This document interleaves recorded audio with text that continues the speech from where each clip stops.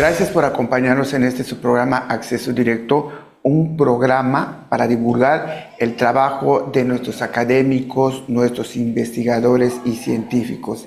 Y el día de hoy tengo la oportunidad de entrevistar al doctor Fabio Flores Granados con este libro que dice La langosta que se come lo sembrado en las tierras bajas mayas del periodo clásico tardío.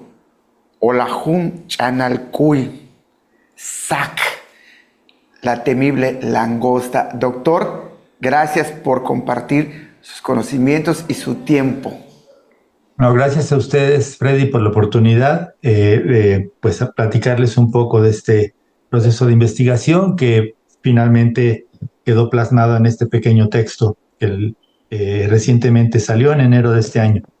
Y cabe aclarar que el doctor es catedrático del Centro Peninsular Humanidades y Ciencias Sociales de la UNAM, aquí en Yucatán. Doctor, a mí lo que me llamó mucho la atención es que pues no hay tantos códices, hay ausencia de textos escritos. ¿Cómo obtuvo usted la información para hacer este libro de la langosta? Aprendí en este libro que hay una trilogía: langosta, hambruna y pues cambio climático igual desde ese entonces. Sí, Freddy, gracias. Pues mira, se trata pues de un trabajo principalmente interdisciplinario. Como bien dices, pues toca diferentes aspectos tanto de las ciencias sociales y las humanidades como de ciencias como la ecología, la sanidad vegetal y la meteorología. O sea, este tipo de trabajos difícilmente se pueden hacer si no es que hacemos uso de diferentes herramientas de interpretación. Una cosa muy importante que hay que decir es que cuando nosotros en los trabajos arqueológicos y principalmente con respecto a animales, a fauna, pues normalmente en los contextos arqueológicos tenemos la presencia de huesos o de conchas o de restos óseos de muchos animales y eso nos da pues idea de qué se pudo haber utilizado, consumido, en fin, en épocas pasadas. En este caso es importante desde el principio aclarar que se trata de un animal ortóptero, un insecto, y como tales, estos organismos difícilmente dejan rastros en los contextos arqueológicos, es decir, no voy a encontrar jamás huesos de un invertebrado, voy a encontrar otro tipo de indicios de la presencia de estos animales. Y entonces, bueno, esto inició principalmente con el trabajo de documentación de lo que son las plagas de langosta, ¿no? Las plagas de langosta en México y en este caso particular, pues prácticamente en Centroamérica, ¿no? Hablamos de una especie que tiene su hábitat en el norte de la península de Yucatán. Esa es la zona donde esta especie se reproduce, esta especie tiene su hábitat, encuentra comida y cuando entra en una fase de congregación, sale de ahí migrando hacia el sur del país, ¿no? Y en este caso también a través de la cuenca del Usumacinta y del Grijalba hacia Centroamérica. Entonces son muy diferentes líneas de investigación. El primer interés fue conocer el aspecto, digamos, biológico de esta especie, que es prácticamente endémica de esta región.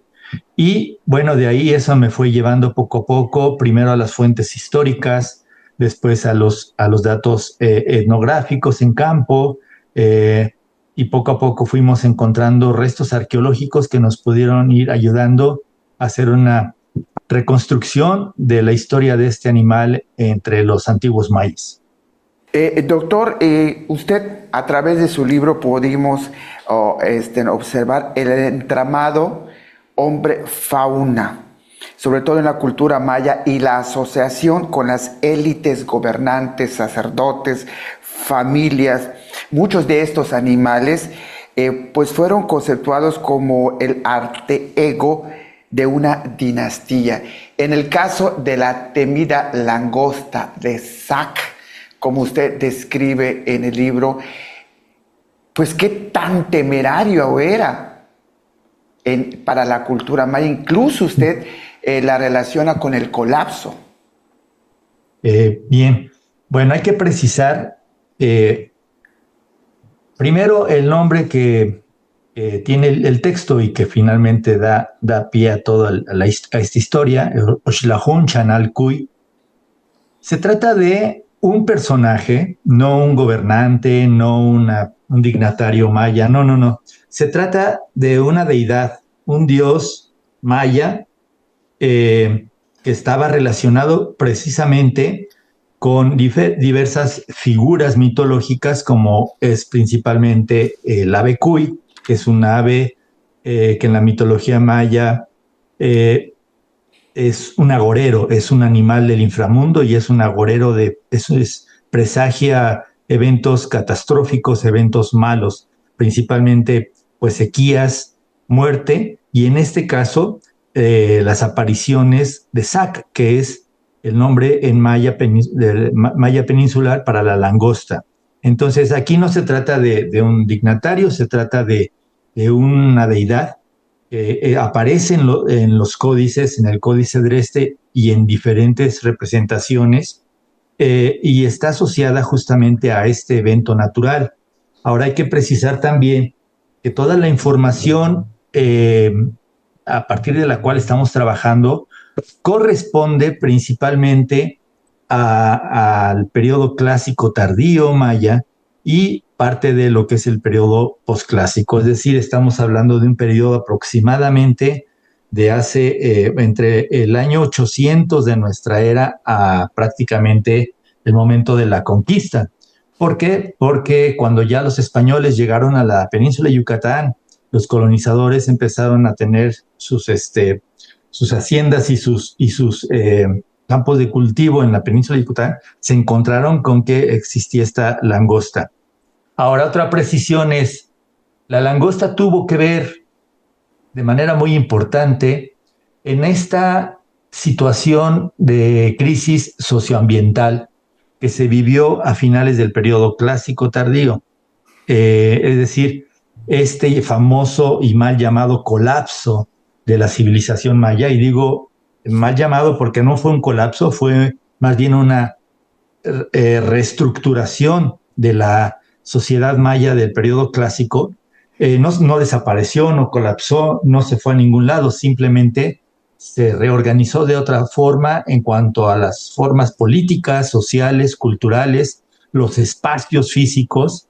Y entonces, en este periodo de crisis socioambiental que hubo en el clásico y que dio paso a lo que conocemos como el periodo posclásico, la langosta tuvo un papel muy importante. Doctor, me permite un momentito, nos vamos a un corte comercial, disculpe que yo le interrumpa, nos vamos a un corte comercial y regresamos, por favor.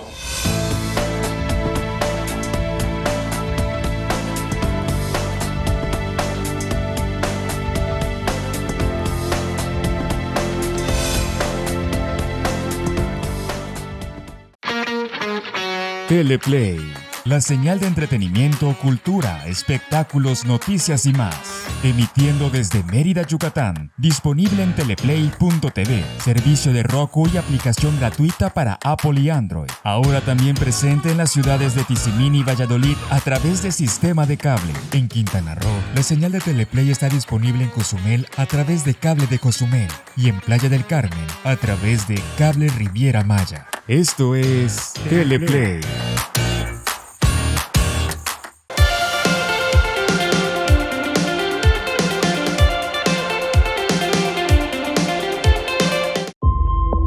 ¿Cómo sería el mundo actual sin la penicilina? Si la inteligencia artificial nos dominara, imaginemos todas las posibilidades. En Hipotéticamente, donde lo hubiera si existe, analizamos todas estas realidades diferentes a la nuestra.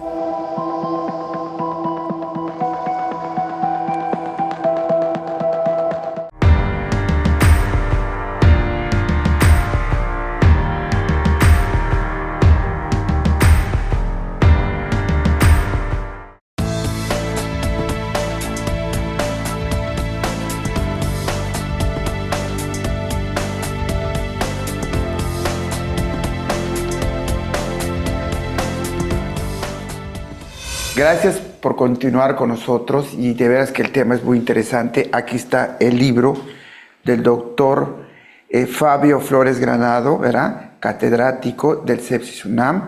Y aquí está, nos habla sobre la langosta que se come lo sembrado en las tierras bajas mayas del periodo clásico tardío.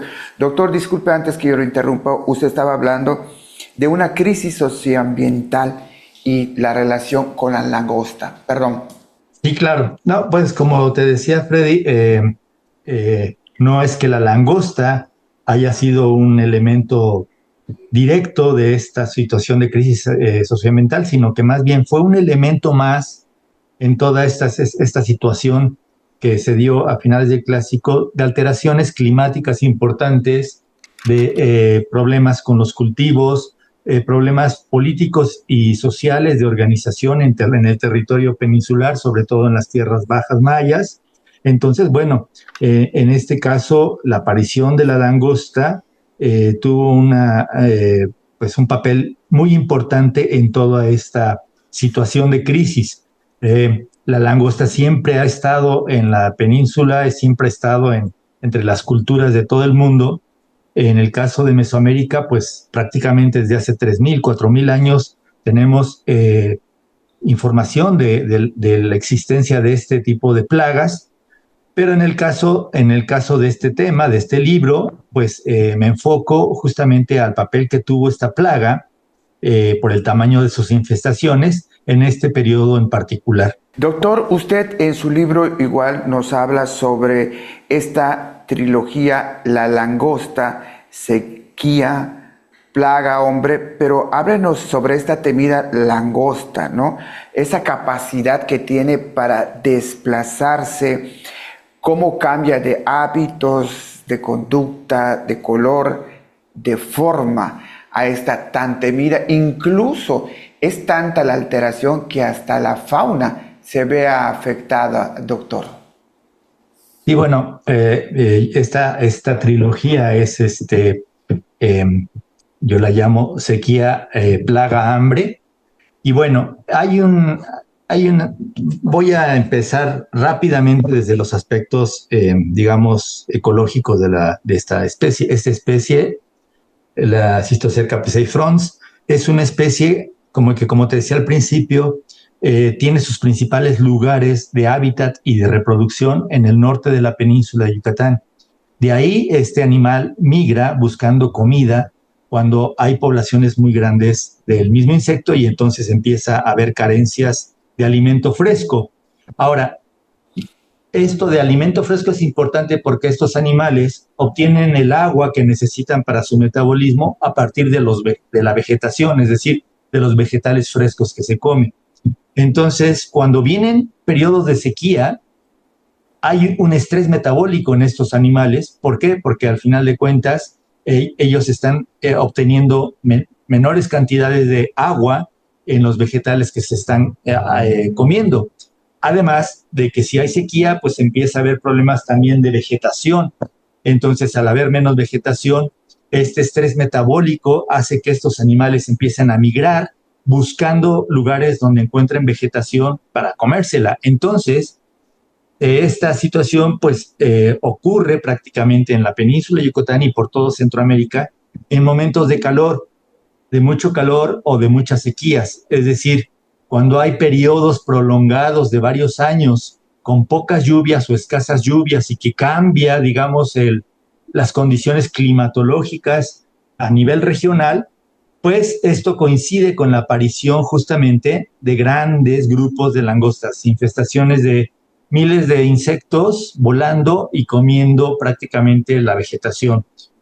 Y bueno, en el caso de la civilización maya de las tierras bajas, así como en cualquier otra parte de Mesoamérica, el cultivo del maíz pues era principal fuente de alimento y por lo tanto, cuando había plaga, pues la plaga obviamente lo primero que hacía era afectar estos cultivos básicos, ¿no? Que era la milpa. Entonces, aquí hay un efecto concatenado entre lo que son los cambios climáticos o estos periodos de sequía, obviamente la aparición de la plaga y el resultado inmediato en la sociedad pues es hambre, ¿no? Es hambre e incluso muerte. ¿Por qué? Porque pues muchas personas tenían que, se quedaban sin alimentos, aparte de que había condiciones de sequía muy fuertes, pues había problemas de inanición y eso normalmente trae problemas de salud.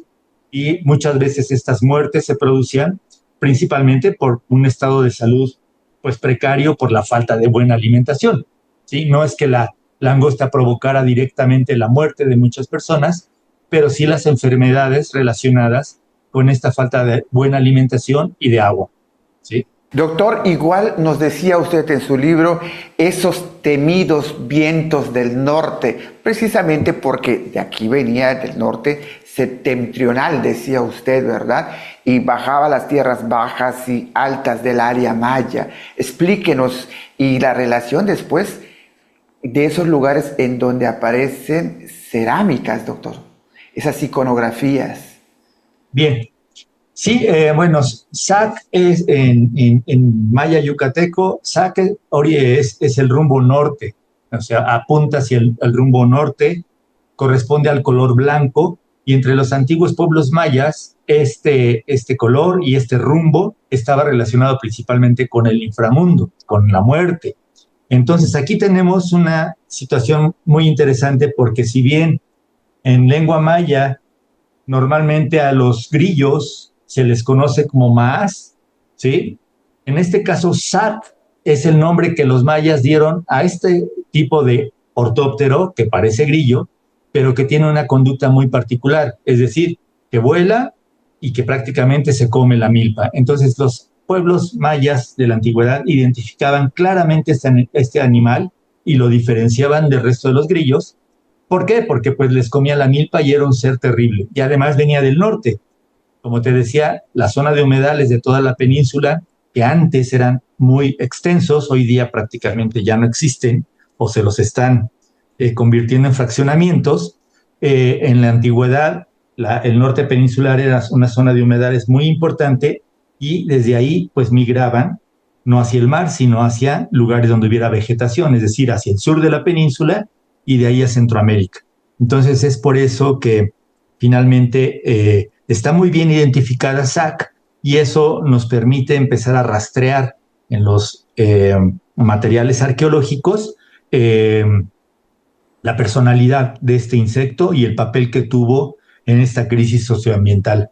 Antes de continuar, para que podamos ir viendo un poco la continuidad de esto, el libro no es solo de mi autoría, sino que aquí participó justamente un recién titulado arqueólogo de la Universidad Autónoma de Yucatán, mi colega Omar Sosa Guillén.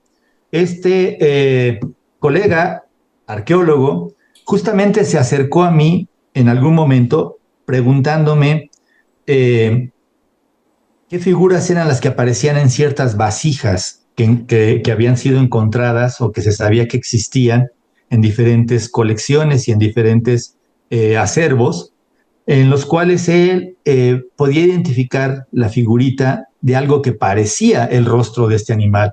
Entonces, eso fue muy importante porque hasta ese momento no teníamos el dato arqueológico duro, es decir, la evidencia arqueológica. Sabíamos que se habían encontrado algunas de estas vasijas en algunos trabajos arqueológicos, pero no teníamos acceso todavía a esa información. Gracias a la curiosidad de Omar y su trabajo de tesis de licenciatura, fue que incursionamos en el estudio de estas vasijas y fue que pudimos precisar muchos aspectos importantes relacionados con Sac, es decir, con la langosta. Nos vamos a un corte comercial, doctor, y bueno, no nos tardamos, por favor. Claro.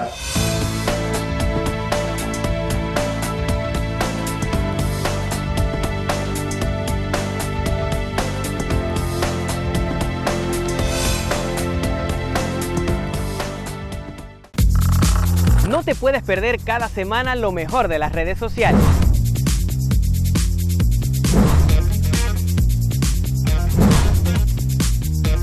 Generación Like llegó para quedarse.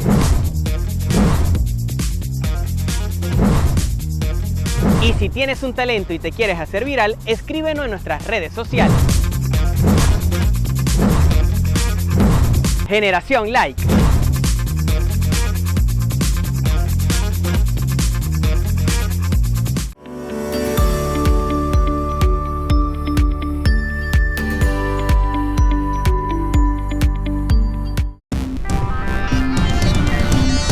Mantente informado de los sucesos más relevantes de la península de Yucatán. De lunes a viernes en punto de las 2:30 de la tarde y repetición a las 6 de la tarde a través de nuestra app y redes sociales. Solo por Teleplay.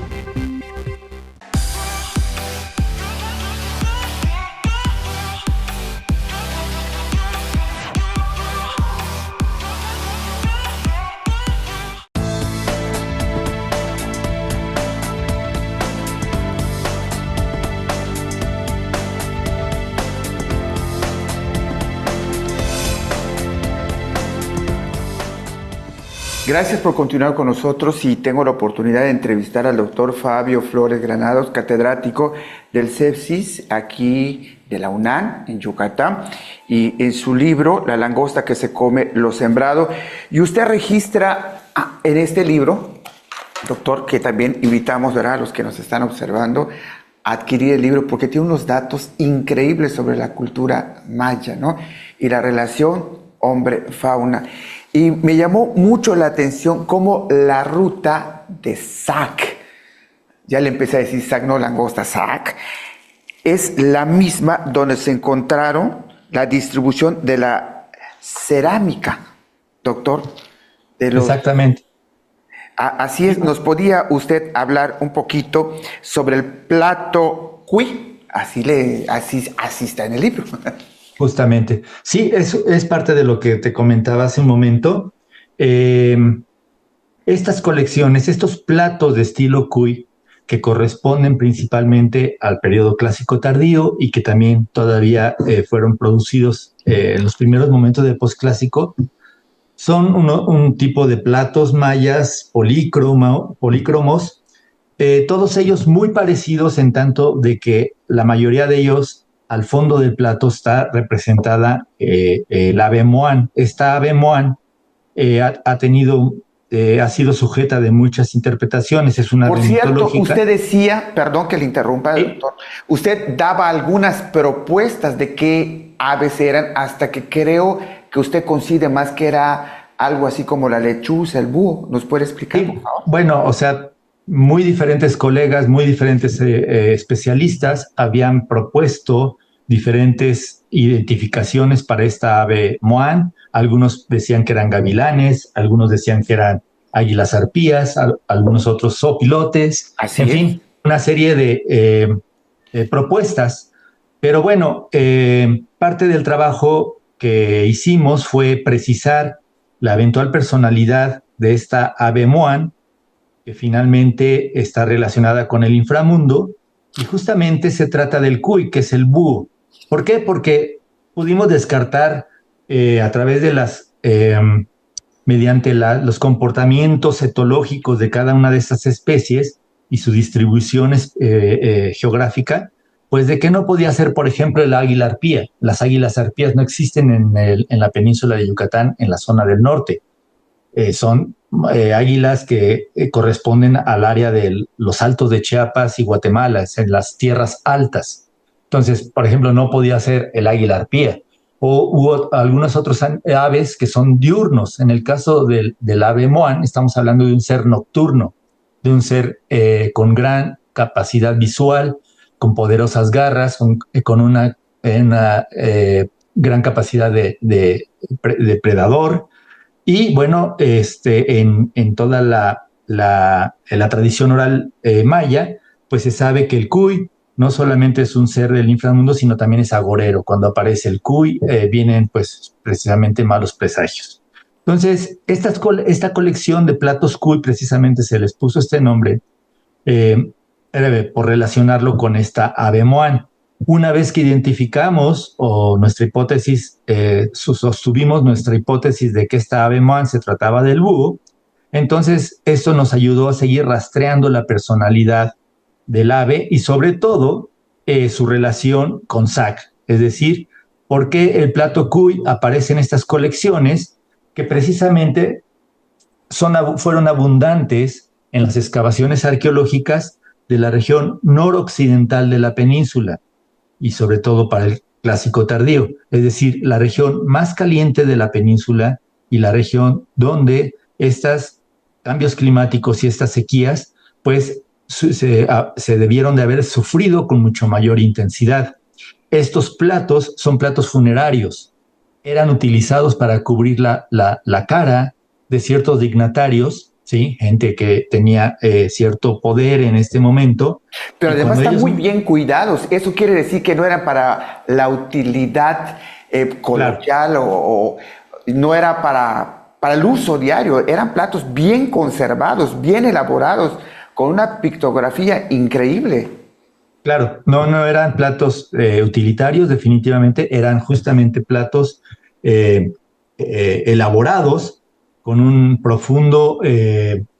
profunda connotación simbólica, e importancia también ritual, porque como te decía, al momento que las personas de alto rango morían en sus tumbas, se ponía este plato cubriendo la cara del personaje, de la persona muerta, para acompañar a esta persona en su viaje al inframundo.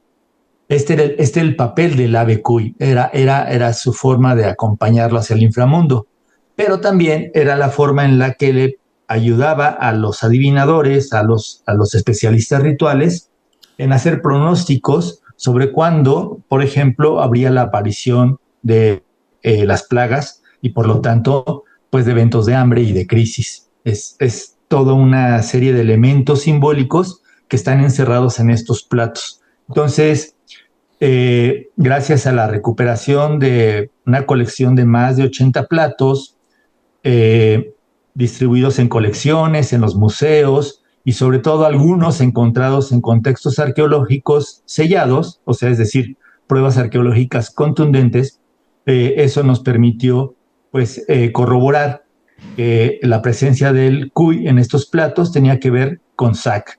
En los bordes de estos platos aparece la estampa del animal, del ortóptero, ¿sí?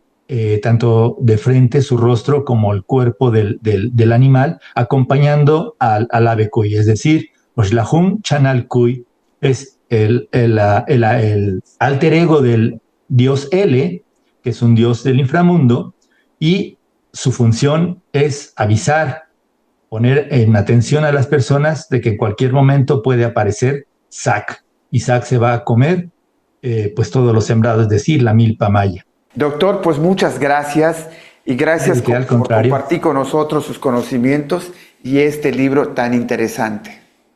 Muchas gracias a ustedes. Espero que, como decías, sobre todo allá en Yucatán, las personas que viven por allá y que les pueda interesar parte de esta historia, pues el texto lo pueden encontrar en la librería del Sepsis, ahí en la sede de Rendón Peniche.